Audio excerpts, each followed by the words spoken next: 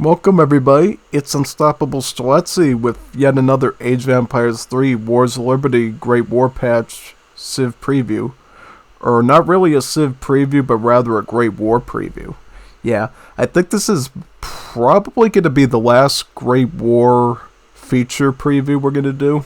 You know, I've gone through just about all the cultures from Europeans, Juanitos Bonitos, nation states, Asians, Indians. Apparently they're Asian, but not really not, you know, Hindustanis.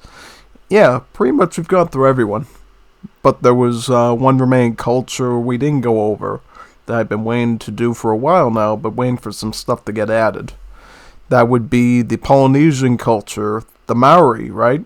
Because there's apparently only one Civ in the Polynesian culture. Yeah, similar to the Hindustani culture, right? So I figured why not play in the place where the Maori come from, right? New Zealand. And let's fight the Australians, which are basically just New Zealand, right? Yeah, I mean, literally two of their starting factional politician sets are Maori politicians. So, yeah, not too far off that, right? So, let's see how it goes, right? Should be kind of fun to see.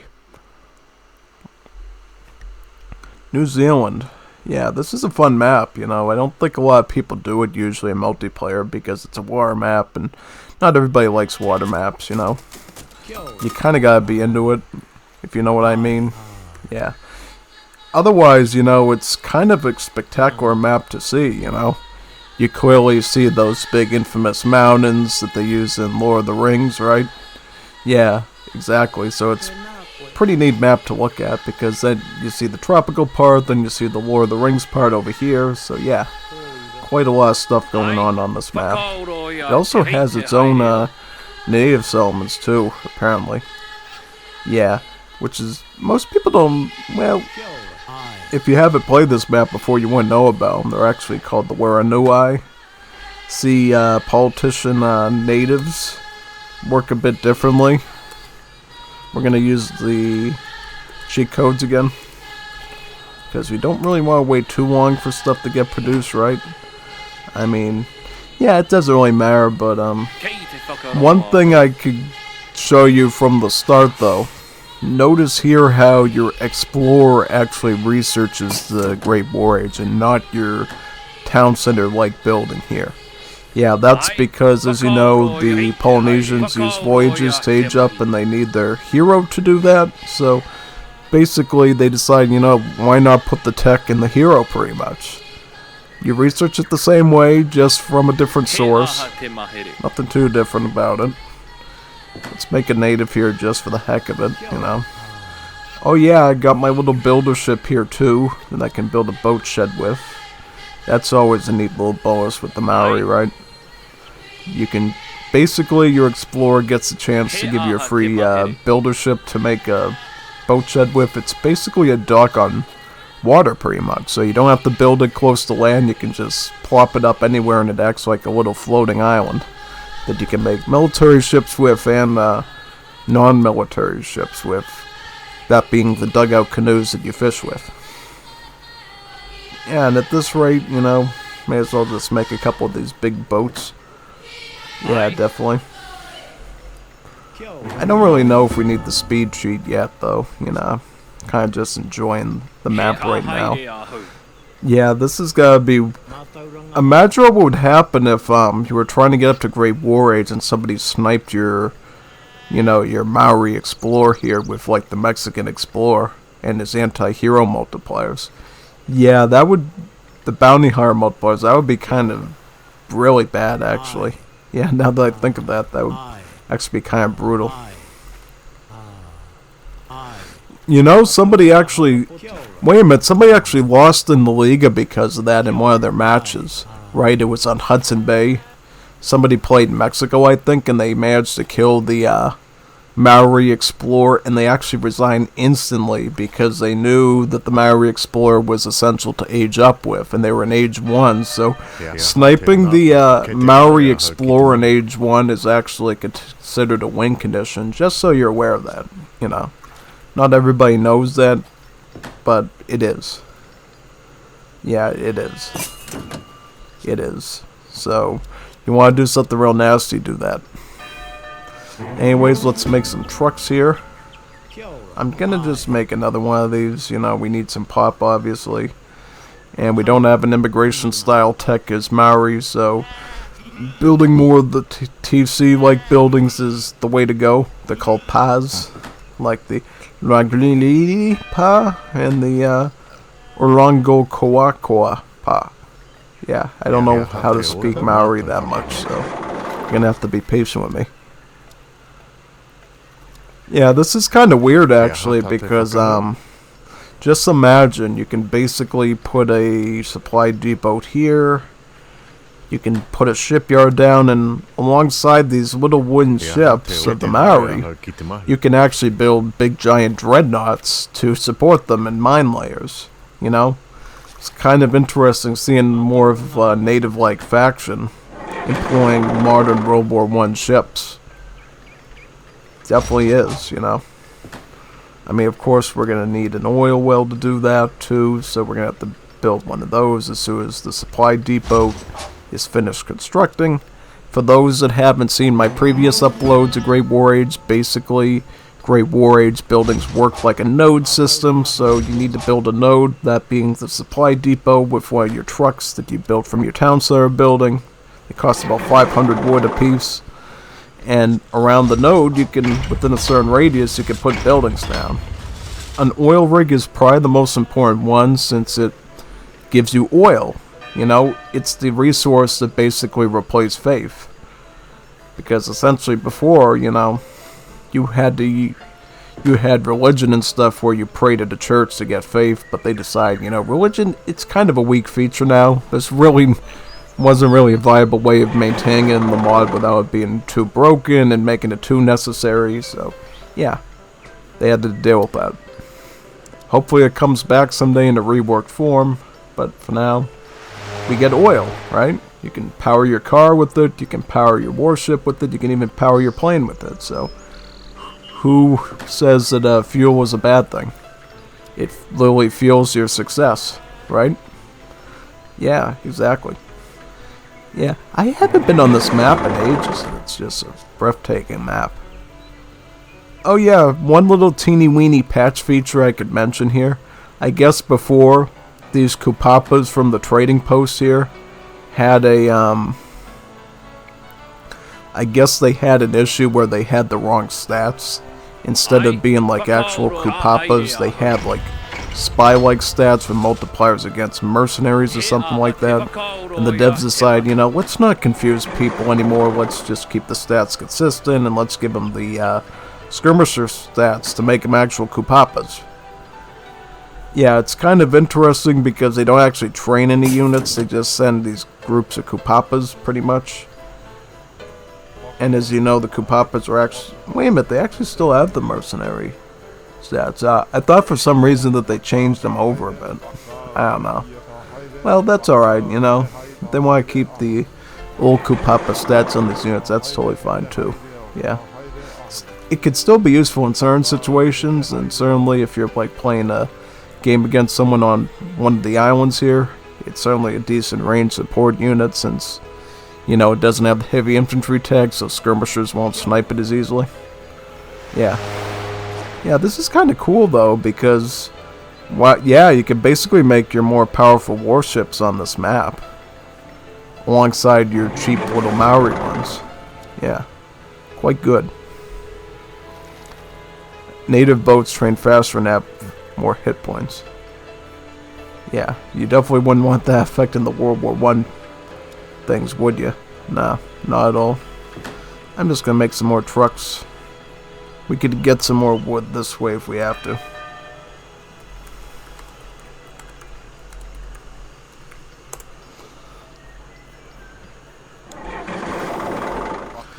Another reason I wanted to pick a water map, besides the fact that I'm Maori and should be in New Zealand, is the fact that I wanted to see how wacky the boarding logic is in this game now. Right, so to test that, I'm going to have to build a heavy machinery and make some of the more heavier units. And while we do that, I'll show you the new thing that only the Polynesians get.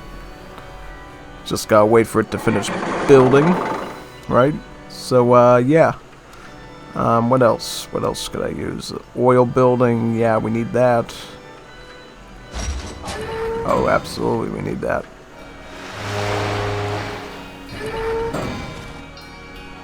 Yeah, I'm gonna make some tanks, I think, probably. Yeah, let's make some tanks and some armored cars. Yeah, I can make some of those. So this is the new unique unit of Polynesian civs. It's called the Military Pioneer. And if I could upgrade my TCs a bit to carry some more pop for me, that would be great. Do I have any villies? Yeah, they're over here. Just make a TC over here, I guess. Yeah, let's do that. So basically, this is the new common unit that all Polynesian civs will have. It's kind of a neat unit because basically it acts as sort of like a rifleman, you know? You know the United States rifleman that has multipliers against assault units at range? Yeah, that's sort of what this unit does. You know, it uses a very heavy weapon to basically penetrate through any armor possible of armored units, like tanks, like armored cars, like heavy cavalry. So if you're dealing with things like tanks on the battlefield, feel free to make these guys. And oh yeah, by the way, since you're the Maori, you can actually train any of these units in blocks of 10, these infantry units. Wait, I think you can even do that with the siege, I believe. Well, you can with the machine guns? No, you can't now. Alright. I was just... Yeah, see, the problem with the heavy machinery is the fact that you can only train units in blocks of 1 anyways all the time, but certainly for this building, you can train stuff in multiple blocks of 10, so that's great. You know, a bit of the Maori bonus coming to your aid here. So here are the tanks, right? What I want to see is what happens if we have like one of these Maori boats and we wanted to board one of them? Would you actually be able to fit a fully sized army tank inside of a canoe? A wooden canoe? Yes, you can. You can stick a full of steel and metal tank with all the shells in it, all the weaponry in it, inside of a canoe. Did you know you could do that? I knew you knew that you could stick an entire elephant with battle armor on inside of a wooden canoe, but did you know you could stick an armored tank inside of a canoe? Yeah. You know, on those little kayaks you see in the lakes, people paddling, you can actually stick an armored tank inside of that and fit it perfectly inside of it to the point that you don't even see it there. I wonder where they store the tank inside of the canoe. Is there like something underneath the canoe, like a big giant storage facility under there or something that you carry the tanks inside of? Yeah, I don't know. Let's see if you could stick an armored car in there. That would be kind of insane. And while we're at it, let's make an airfield too, you know. It's one building we're sort of missing here. Come to the party, you know, get all the good stuff. Yeah, here's a car inside of a canoe. Yeah, an armored car. Crazy, isn't it? Yeah, it's totally crazy how you can do that, you know. I wonder what the soldiers look like in Polynesian land. Do they look kind of the same as some of the other civs, or do they get their own decals? Yeah, that would be kind of interesting to see. Yeah, we'll see though.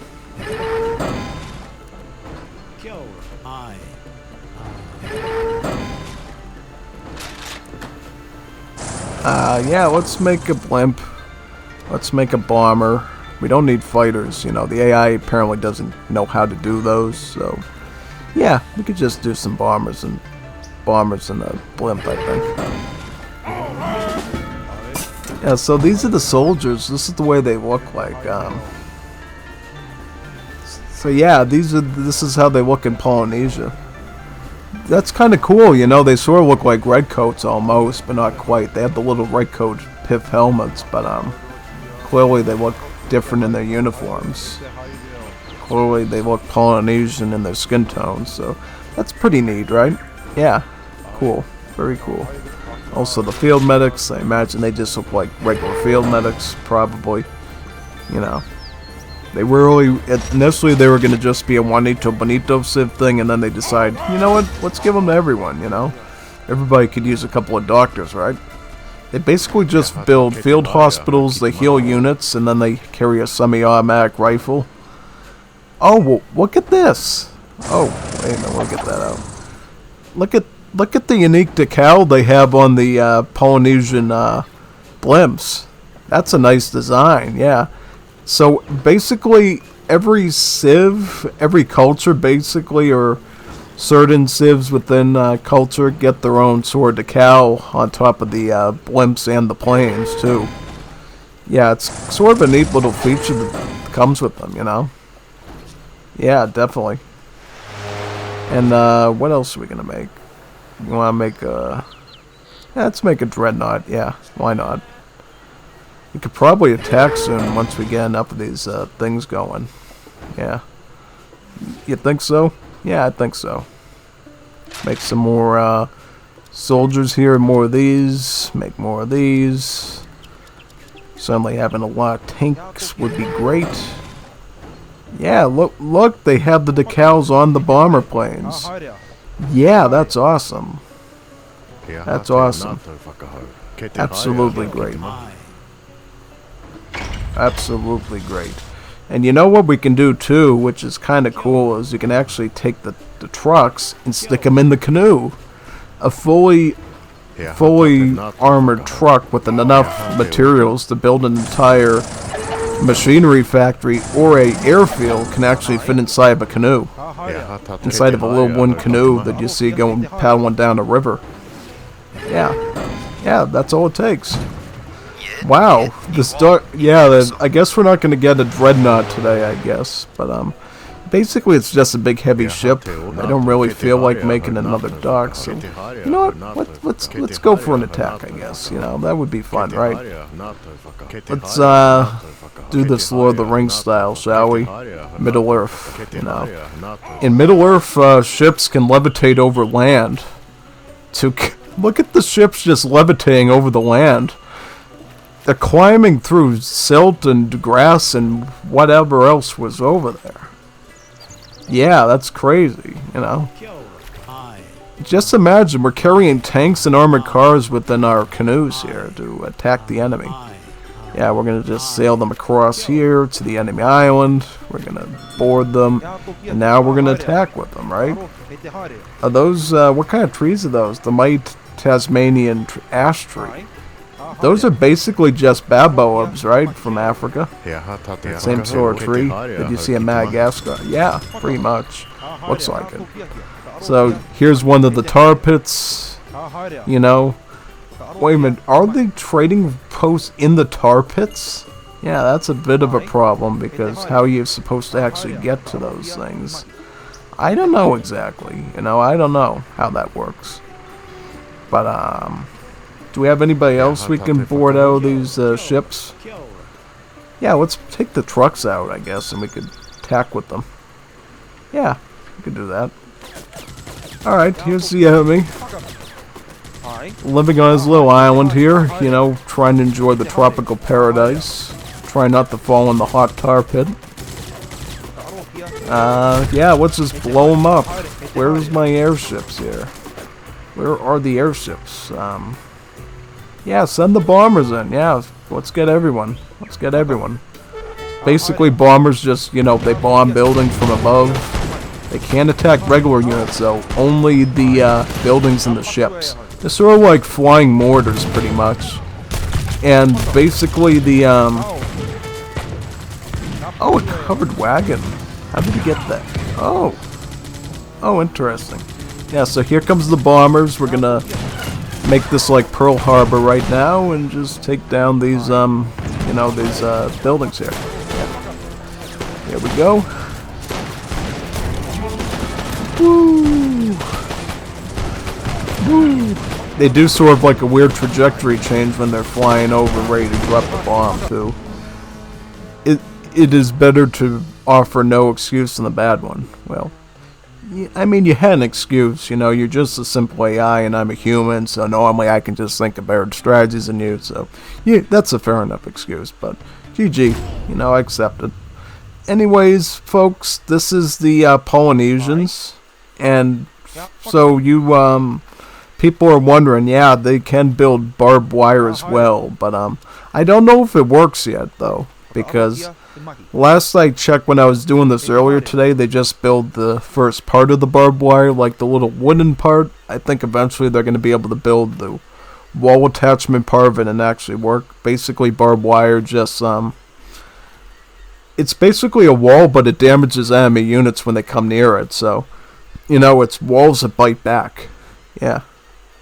Hopefully that, as soon as I know that's working, I'll probably do a video showing the barbed wire being used by either the Asians or the Maori here, since also the Asian Labour Corp can make barbed wire as well.